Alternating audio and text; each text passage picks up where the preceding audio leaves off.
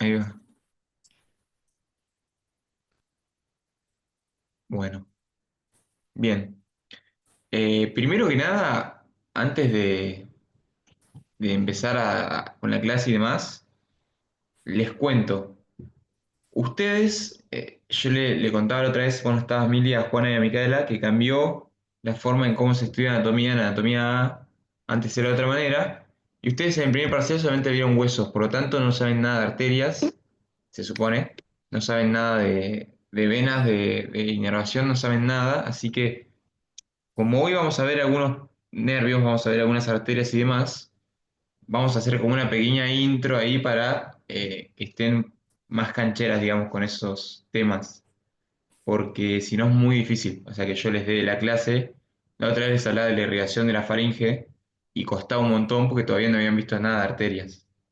Así que, nada, vamos a llevar, no quiero darles contenidos que no son de la clase, pero como para que tengan todo más ordenado ustedes. ¿Se entiende? Sí, sí, sí. Bien. Esto ya lo vimos la clase pasada. Si no me equivoco, nos quedamos. Bueno, acá, ya vamos a parar un segundito acá. Primero que nada, ¿saben lo que es una arteria? ¿Cuál es la definición de una arteria si ustedes les preguntan? Me están tomando parcial y les preguntan, ¿qué es una arteria?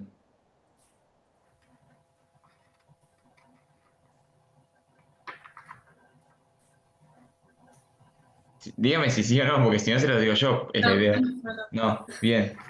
La definición de una arteria sí es un vaso, ¿sí? Una estructura que transporta sangre, ¿sí? Hacia el corazón, ¿sí? Eso de que las arterias tienen sangre oxigenada y las venas tienen sangre desoxigenada, no está mal. Pero ¿qué pasa? Yo les doy un ejemplo, ahora no nos metamos en eso porque lo vamos a ver más adelante. Por ejemplo, la arteria pulmonar, ¿sí? Es una arteria que sale de los pulmones y llega al corazón, ¿bien? Esa arteria específica transporta sangre desoxigenada. Bien, creo que es la única, si no me equivoco.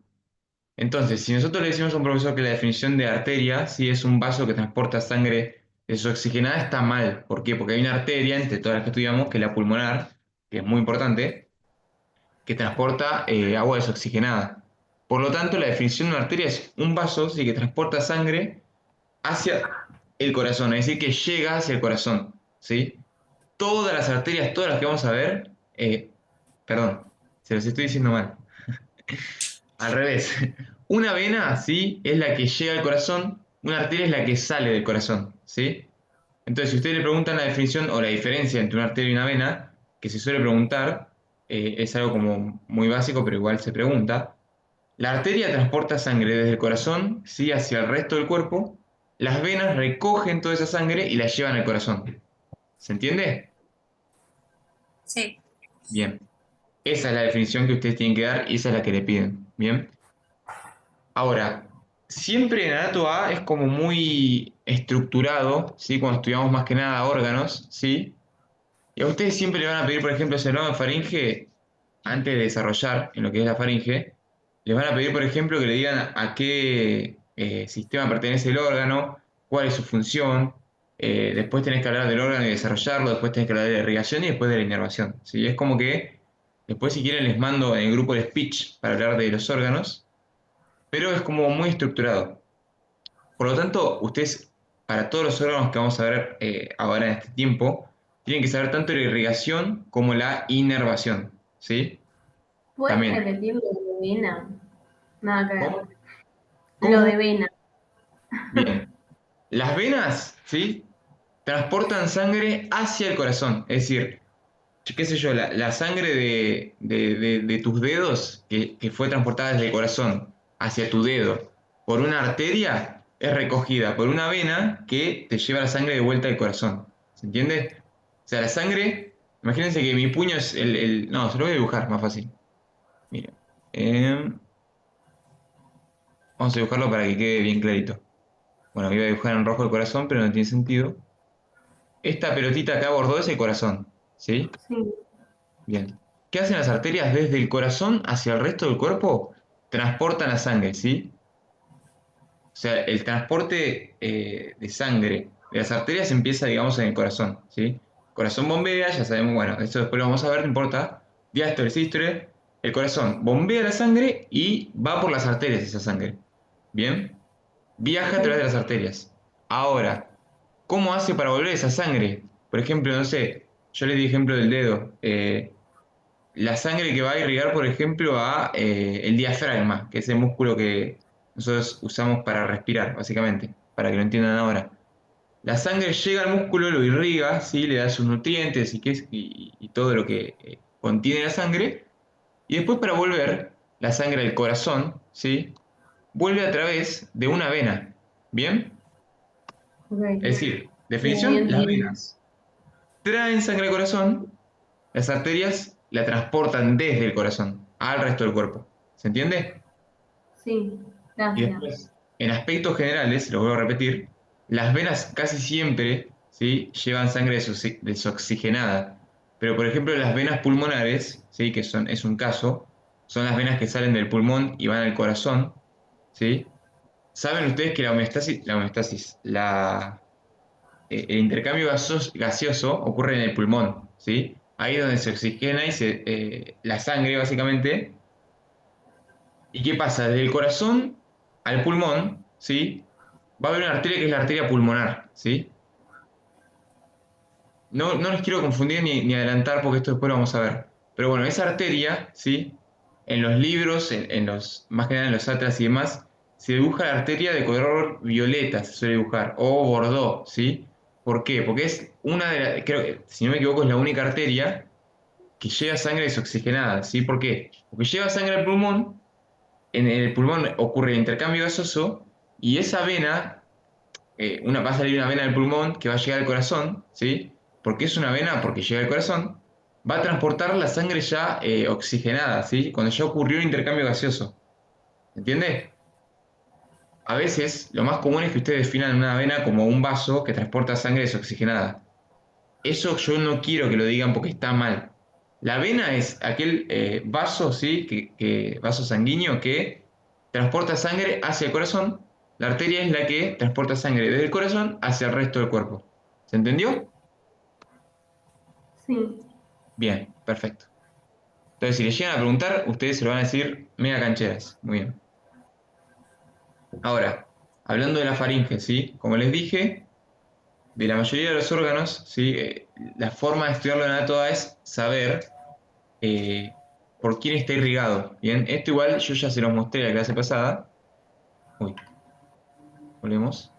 Se los había mostrado la clase pasada, pero para que ustedes tengan un poquito más de idea y no nombren así arterias como al aire sin saber de dónde viene o qué pasa, ¿sí? Ustedes tienen que saber que del corazón, ¿sí? Van a salir lo que es la aorta, ¿sí? La aorta es la primera arteria que sale del corazón, en realidad, digamos, la única arteria que sale del corazón. Y a partir de la aorta van a salir lo que es, en el caso derecho, el tronco brachiocefálico. Yo se los digo, después lo vuelven a ver el video y si tienen dudas me preguntan, porque no es de ahora, pero yo quiero que lo entiendan. Lado derecho, tronco brachiocefálico, del lado izquierdo, lo que es la vena subclavia y la carótida común, ¿sí? ¿Escucharon alguna vez hablar de la carótida, no? La arteria carótida. Sí. Bien. Es la que básicamente forma parte del paquete vasculonervioso del cuello. ¿Sí? De paso les digo, ¿qué es un paquete vasculonervioso? ¿Sí? Vasculonervioso quiere decir que tiene una arteria, una vena y un nervio. ¿Sí? Entonces, si yo hablo del paquete vasculonervioso del cuello, por ejemplo, estoy hablando del nervio, la arteria y la vena, ¿sí? Que forman parte, que digamos son las principales estructuras tanto vasculares como nerviosas que digamos, funcionan, por decirlo de alguna manera, en el cuello. ¿Se entiende? Después yo puedo hablar, por ejemplo, cuando veamos en otro momento, paquete vasculonervioso, no sé, tibial, por ejemplo, ¿sí? Cuando estamos hablando de la tibia. Y van a haber, por ejemplo, arteria, vena tibiales y nervio tibial, ¿sí? Entonces es un conjunto de estructuras tanto vasculares como nerviosas, una arteria, una vena y un nervio, eso es un paquete vasculonervioso. Y en el caso del cuello, ¿sí? Ustedes tienen que saber que el paquete vasculonervioso del cuello, ¿sí? Tiene como arteria a la carótida, ¿sí? A la carótida común. ¿Se entendió? Sí. Bien. Sí. La carótida común, como yo les dije, del lado derecho sale del tronco brachiocefálico, ¿sí? Eso es una diferencia. En el lado derecho tenemos un tronco que después se divide en una subclavia que va a ir al miembro superior y una carótida común que va a ir para arriba, para el cuello y después va a llegar, digamos, a la cabeza, a la cara y demás. En el lado izquierdo al revés. Ya directamente sale la subclavia y directamente sale la carótida externa, no salen juntas, como en el lado derecho. No hace falta que se lo acuerden ahora. Yo quiero que para que vayan entendiendo de dónde sale esta arteria carótida que después va a dar estas ramas que estamos viendo ahora. Entonces, lo que ven acá en este dibujito, bien, que es esto de acá, es la arteria carótida común, ¿sí? La arteria carótida común después se divide en una externa y una interna, ¿sí? La externa es básicamente la que va a dar irrigación a lo superficial de nuestra cabeza, como la cara, qué sé yo, la nuca y demás. La carótida interna es la que va a llegar a nuestro sistema nervioso central y va a irrigar ahí, eh, digamos, no va a dar ramas hasta que llegue al sistema nervioso central. Básicamente va a irrigar eh, al cerebro, ¿sí? Para que ustedes se lo queden ahora, sí. Después lo vamos a ver muchísimo más en detalle. Entonces, cuando ustedes le preguntan, por ejemplo, de faringe, y les preguntan cómo está irrigada la faringe, ustedes tienen que decir estas tres ramas: faringe ascendente, palatina ascendente y palatina descendente, ¿sí? Estas tres ramas tienen que decir ustedes. Ustedes tienen que saber también de qué son ramas, ¿sí? De dónde vienen estas arterias, ¿sí? Porque todo lo que es cuello, cara, nuca, no sé, la cabeza, todo, lo superficial, sí, más que nada, lo que no es dentro de nuestra bóveda craneal, ¿sí? Todo eso va a estar irrigado por la carótida externa, ¿sí? Es decir, la carótida externa va a dar todas esas ramas que nos van a irrigar toda la cabeza, por ejemplo, también todos los músculos masticadores y demás, va a irrigar todo, menos lo que está dentro de nuestra bóveda craneal, ¿sí? Es decir, lo que es sistema nervioso, ¿bien? Para que se entienda más o menos. Entonces, por ejemplo, arteria faríngea ascendente, sí, ustedes tienen que saber que es una rama de la carótida externa, ¿bien? Sí. Vamos más o menos bien. La arteria palatina ascendente, sí, es una rama de la arteria facial. Y la arteria facial es una rama de la carótida externa. ¿Bien? Lo mismo que la arteria palatina descendente. Es una rama de la arteria maxilar interna, ¿sí? Que la arteria maxilar interna es una rama de la carótida externa. ¿Sí? Estamos hablando todo de arterias. Siempre que hablen de arterias, digan nombre y apellido. No solo el nombre, sino también tenés que decir arteria al principio. Porque, por ejemplo, yo puedo decir, eh, no sé, el músculo bucinador está irrigado por la palatina ascendente. ¿Qué es la palatina ascendente? La arteria palatina ascendente. ¿Bien? Sí. ¿Qué quiero que se queden ahora con toda esta pequeña introducción que yo les hice? Yo quiero que entiendan que lo vamos a ir desarrollando a medida que avancen las clases, pero que hoy se queden con este concepto de lo que es una arteria, de lo que es una vena, y de dónde vienen estas arterias que irrigan a la faringe. ¿Bien? Porque si ustedes lo estudian así ahora como la arteria faringe ascendente, y por ahí no saben de dónde vienen las arterias, qué es una arteria, qué es la carótida, sí es como que va a costar mucho más.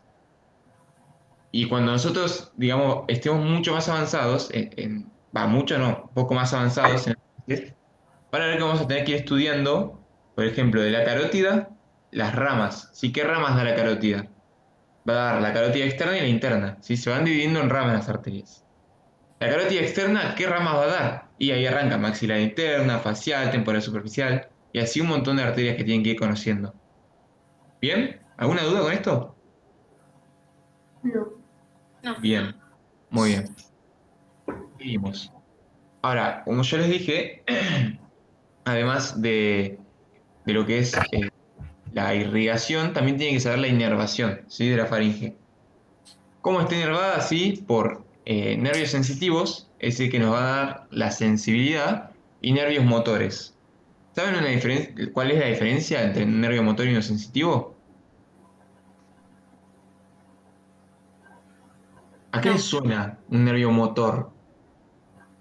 ¿El motor de un auto para qué sirve?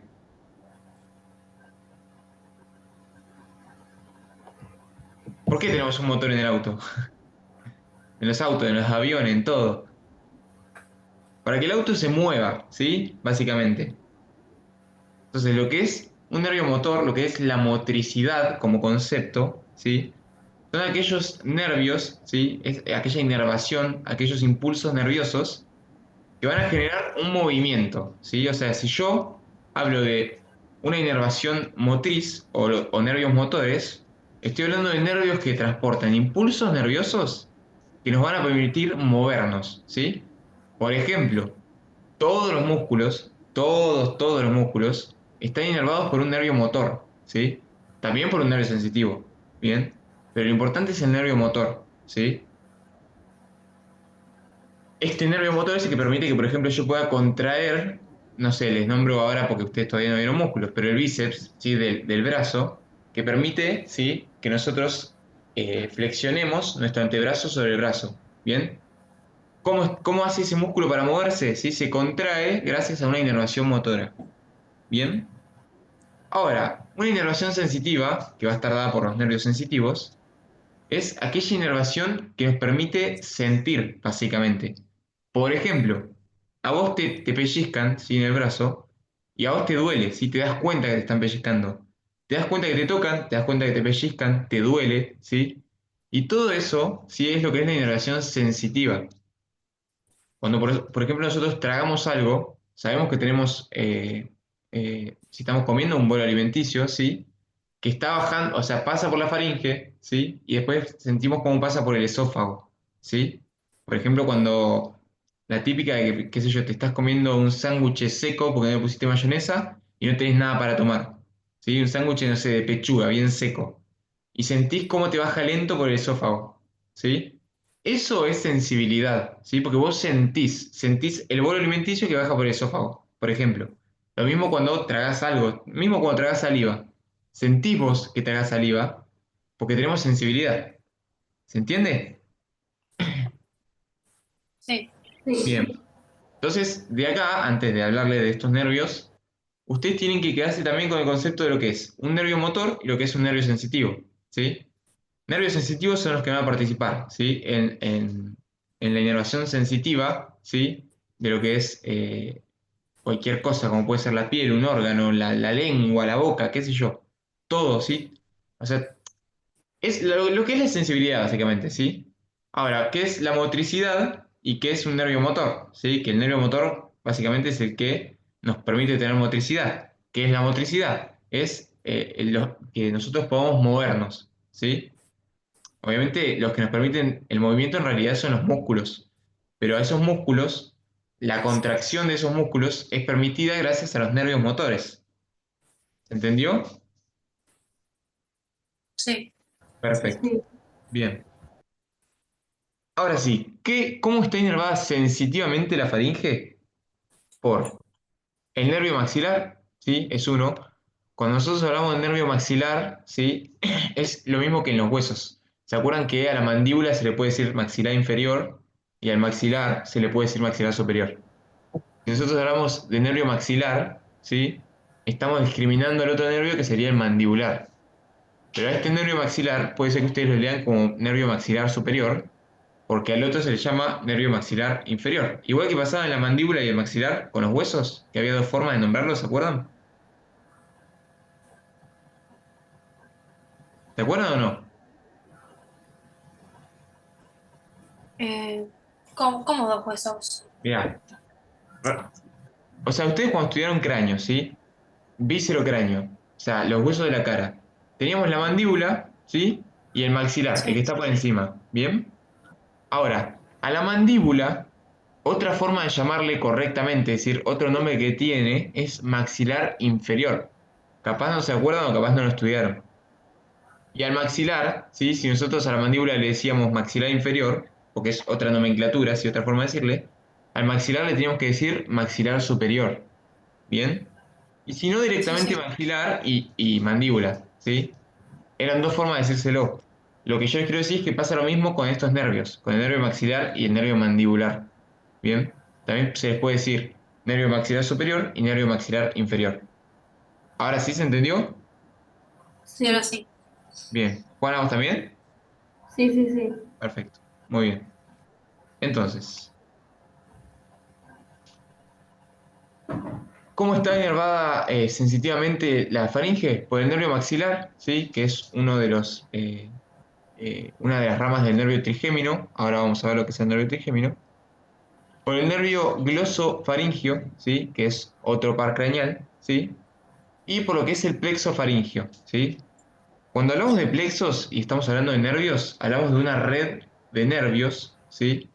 Que se forma digamos, por ejemplo, en este caso es el nervio glosofaringio y el vago, junto con el tronco simpático, ¿sí? No se asusten con estos nombres.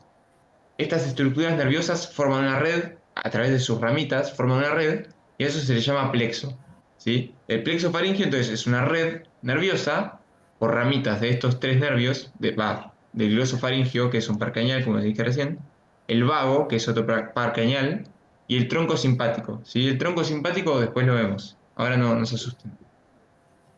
Estas tres estructuras nerviosas, el nervio glosofaríngeo, el nervio vago y el tronco simpático, van a dar ramitas que van a formar una red. A esa red, que la forma a nivel de la faringe, pues justamente es para inervar la faringe, se la llama plexo faríngeo. ¿Bien?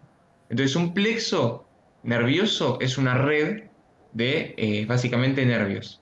¿Bien? Sí. ¿Quedó? Perfecto. Yo sé que es mucha info, pero bueno, es para que ustedes después cuando estudien o sea, es como que te agarra a vos un sentimiento feo cuando, por ejemplo, estudias nervio maxilar y no entendés nada, o plexo faríngeo y no sabés lo que es, cómo se forma, qué es un plexo y demás.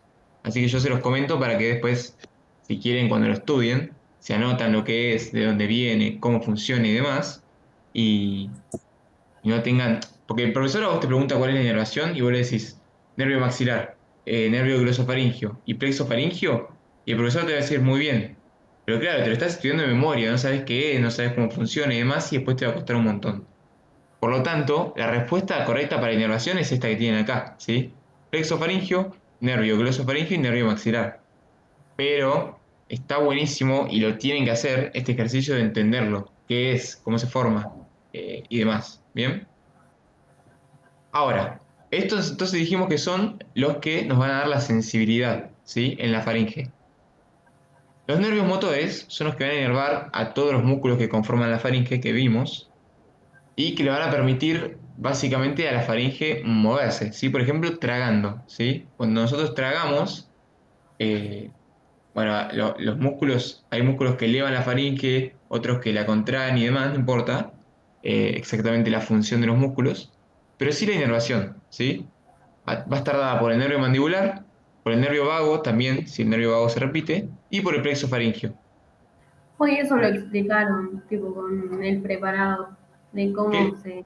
se contraía y todo eso. Claro, cuando tragás, cuando es la deglución o no. Sí, sí, sí. Bien, sí. Igual eso no se los toman, pero está bueno que sepan, ¿sí? Lo que es la elevación y demás. O sea, los movimientos de la faringe están bueno que lo sepan, pero en realidad no se suele tomar. O sea, no te van a preguntar cómo se mueve la faringe o qué pasa en la deglución. De todas formas, si lo quieren saber, yo se los puedo contar, se los puedo enseñar, pero no es tomable y es más que nada para mostrarlo en el práctico y hacer este ejercicio de conocer la faringe. Pero está bueno ver cómo funciona, cómo se tapan las vías aéreas y demás, está muy bueno. Mismo cuando veamos laringe, vamos a ver un cartílago, que seguramente Juana, vos que cursaste hoy lo viste, que es el cartílago epiglótico o la epiglotis, son dos Sí. nombres eh, para lo mismo, que es el encargado de cuando nosotros tragamos, ¿sí? Cuando sucede la deglución, este cartílago va a tapar las vías aéreas, es como si fuese una tapita que está levantada. Cuando yo trago comida, ¿sí? Tapa las vías aéreas, sigue por la faringe el bolo alimenticio y baja por el esófago. Si yo no tuviese a este cartílago epilótico o no me funciona, pasa la comida y se va por la laringe también, ¿sí? Por nosotros tenemos como continuación de la faringe, por detrás el esófago y por delante la laringe. ¿Se acuerdan de eso? Sí. Más o menos.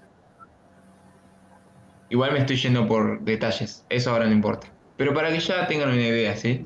Está bueno. Bien. Espacios maxilofaringios. Vos, Juana, que fuiste a cursar, ¿te explicaron algo de esto? ¿Entendiste? Eh, Capaz no te acordás, no pasa nada. No sé. Bien. Los espacios maxilofaringeos son uno a cada lado, ¿sí? O sea que nosotros estudiamos al espacio maxilofaringeo, pero bueno, se dicen espacios porque es uno a cada lado. Es un espacio que se encuentra entre la rama ascendente del maxilar inferior, la mandíbula, ¿sí? Que va a tener al mastetero por fuera, el músculo pteriodeo interno por dentro, ¿sí? Ahora lo vamos a ver bien. Entonces se encuentra entre la rama ascendente de la mandíbula y la orofaringe, ¿bien? ¿Por qué es importante este espacio maxilofaringeo? Porque a este nivel encontramos lo que es el diafragma estilio, ¿sí? Lo que es el ramillete de Riolano, que se inserta en la apófisis estiloides del temporal y va a tener ligamentos, ¿sí? El diafragma estilio es un conjunto de músculos que ahora vamos a ver que se insertan en la apófisis estiloides. ¿Se acuerdan de la apófisis estiloides? Sí. Era esa que Sí. era pinchuda que la veíamos en la cara inferior, digamos, del cráneo, que era finita. Yo a Milagros cuando teníamos las clases le decía que se acuerde apófisis estiloides por por el estilete, porque era finito, ¿sí? Y es una apófisis muy finita. Bien. Entonces, este ramillete riolano que ahora lo vamos a ver, ¿sí? Es una serie de estructuras que son tanto ligamentos como músculos que se insertan todos en la apófisis estiloides, ¿sí? Ahora los vamos a ver igual. Miren, ahí, bien. El ramillete riolano está formado por músculos, como lo dije recién, y ligamentos. Bien, acá tenemos un gráfico, pequeño gráfico. Acá tenemos la apófisis estiloides y estos son algunos de los músculos que se insertan. Y esto lo tienen que saber, ¿sí? ¿Qué músculos se insertan en la apófisis estiloides y forman parte del ramillete de Riolano? Bien, ramillete de Riolano es el nombre, el apónimo, básicamente, que se le pone como, no sé, por ejemplo, el tubérculo de Herdy que vieron ustedes, o que tienen nombre de alguna persona. Bueno, el ramillete de Riolano es básicamente eso, son las estructuras que se insertan en la apófisis estiloides, que son tanto músculos como ligamentos. ¿Bien? ¿Quedó eso? Sí, sí. Bien, está formado entonces por músculos que son el estilo faringio, este era uno de los músculos que formaba parte de la faringe, el estilo hioideo, bien, el estilo gloso y el vientre posterior del digástrico, bien. Al digástrico ahora lo vamos a ver y al estilo hioideo también, cuando veamos músculos suprahioideos.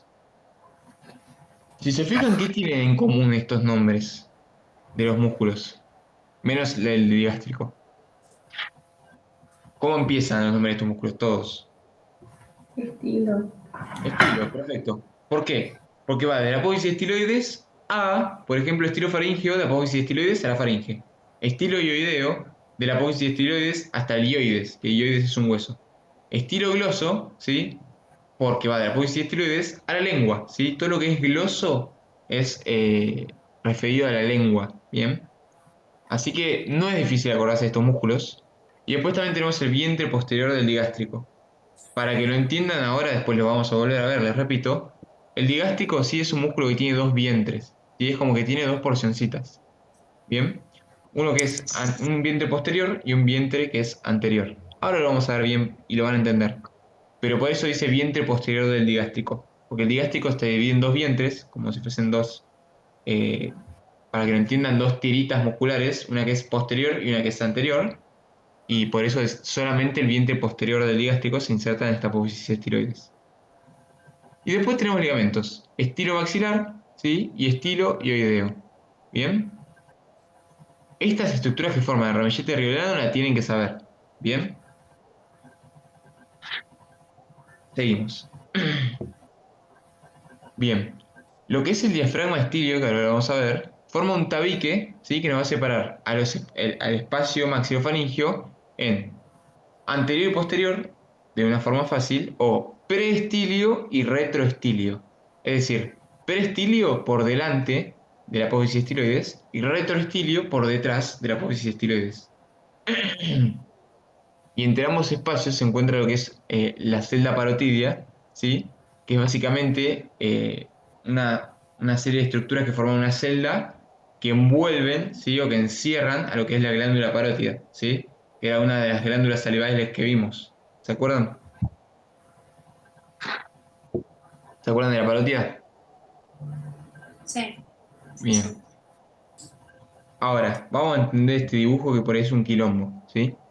Este dibujito que tenemos acá, ¿bien? Es digamos, un corte a este nivel, ¿sí? Como si yo hubiese cortado el cuello acá, ¿sí? De una persona y yo veo esto, ¿bien? Fíjense, tenemos orofaringe, ¿sí? Por dentro y por fuera lo que es la rama ascendente de la mandíbula, ¿bien? ¿Hasta ahí vamos bien? Sí, Bien, sí. perfecto. Esperen, voy a correr la cámara un poquito. Bien. Esto que ustedes ven acá, me molesta la cámara. Ahí va. Esto que ven acá y esto que ven acá, ¿sí? Son lo que hoy vimos como eh, espacios retro y preestilio o maxilofaringeo anterior y posterior, ¿sí? ¿Se acuerdan? ¿Sí o Sí. no? Bien. Esto que vemos acá que es la aponeurosis estilofaringia, ¿sí? Es básicamente una aponeurosis que va a estar rodeando a estos músculos que vimos hoy que se insertaban en la apófisis estiloides, ¿sí? Entonces, esto que vemos en celeste que dice apófisis estilofaringia, imagínense ustedes que es el ramillete de Riolano, ¿bien? Que nos separa otra vez en un espacio preestilio, que está por delante, y uno retroestilio. ¿Cómo me doy cuenta yo cuál es el anterior y cuál es el posterior en este dibujo? Porque posterior sí tenemos la columna cervical, un poquito por delante de la columna cervical tenemos a la faringe, ¿bien? Básicamente por eso me doy cuenta en el dibujito. El espacio, digamos, más importante que ustedes tienen que conocer, ¿sí? Es el retroestilio. ¿Por qué? Lo que es el espacio retroestilio, ¿sí? Que está por detrás de este ramillete de Riolano, tiene una serie de estructuras, ¿sí? Tanto nerviosas como vasculares, que ustedes tienen que conocer, ¿sí? Es decir, a ustedes les pueden llegar a preguntar qué estructuras hay en el espacio retroestilio, ¿sí? Que era el que estaba por detrás del ramillete de Riolano. ¿Bien? ¿Estamos bien? Sí, sí, Bien. sí. El espacio maxilofaríngeo como tal, ¿sí? Es todo este, ¿bien? Que se encuentra entre la rama ascendente de la mandíbula y la orofaringe, ¿sí? Dentro del espacio maxilofaríngeo vamos a tener a lo que es la celda parótida, ¿sí? Que es para la glándula parótida, y al espacio preestilio y retroestilio, ¿sí? Se los repito un par de veces para que les quede. Lo que a mí me importa que ustedes sepan es qué es ramillete riolano, que son estas seis estructuras que se insertan, ¿sí? En la apófisis tiroides. ¿Qué nos divide ramillete riolano en el espacio maxilofaringio, en un espacio preestilio y retroestilio? ¿Sí? ¿Qué es la celda parótida? ¿Sí? Que es básicamente una serie de estructuras que envuelven a la glándula parótida. Y como muy importante, todas estas estructuras que hay en espacio retroestilio. ¿Bien? ¿Se entendió lo que es el espacio maxilofaringio? ¿Qué es el ramillete riolano? ¿Qué es el espacio retroestilio, preestilio? Si no entienden algo o me quieren preguntar algo de eso, me lo preguntan. Yo entendí. Sí. Bien. Juana, ¿vos bien? Sí, creo que también. Bien. Igual es un quilombo, o sea, entenderlo es fácil, lo que cuesta es estudiarlo. Pero ahora lo importante es que lo entiendan para cuando ustedes después preparen el parcial. ¿Bien? Se vean la clase y lo entiendan y bueno, después lo tienen que estudiar, básicamente se lo tienen que aprender de memoria. Pero bueno, ahora, espacio retroestilio, súper, súper, súper importante, principalmente porque tenemos lo que hoy yo les nombré, paquete vasculo nervioso